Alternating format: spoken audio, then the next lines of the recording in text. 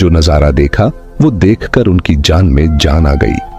उन्होंने देखा कि झोपड़ी के पास कोई इंसान खड़ा है और जमीन से बहुत तेज पानी निकल रहा है। हैरान होकर दौड़ती हुई वहां पहुंची, मगर वो इंसान गायब हो चुका था। उन्होंने देखा कि पानी उनके बेटे इस्माइल की एड़ियों के पास से निकल रहा था। अल्लाह ने अपने नबी हजरत इस्माइल और उनकी मां के लिए मक्का की सख्त जमीन से पानी निकाल दिया था। हजरत जिब्राइल अलैहिस्सलाम आए थे। उन्होंने छोटे इस्माइल के दिल में यह ख्याल डाला कि अपनी एड़ी जमीन पर मारो, और जैसे ही इस्माइल ने ऐसा किया, नीचे से चश्मा फूट पड़ा। उसके बाद जिब्राइल चले गए। हजरत हाजरा ने जब यह देखा तो सजदे में गिर पड़ी और रोते हुए अल्लाह का शुक्र अदा करने लगी। उन्होंने अपने प्यासे बच्चे को पानी पिलाया। वो पानी इतनी रफ्तार से निकल रहा था कि बीबी हाजरा ने मिट्टी और पत्थरों से उसके चारों तरफ एक मुंडेर बना दी ताकि पानी एक जगह ठहर जाए। आज उसी चश्मे को जमजम का कुआं कहा जाता है। जमजम का पानी आज तक कभी खत्म नहीं हुआ। बीबी हाजरा अपने बेटे इस्माइल के साथ उसी झोपड़ी में रहने लगी।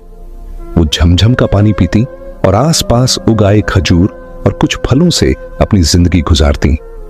अब जब पानी आ गया था तो धीरे धीरे फल और राहतें भी वहां पहुंचने लगी। कई महीने यूं ही गुजर गए। एक दिन उधर से 20 लोगों का एक काफिला गुजरा।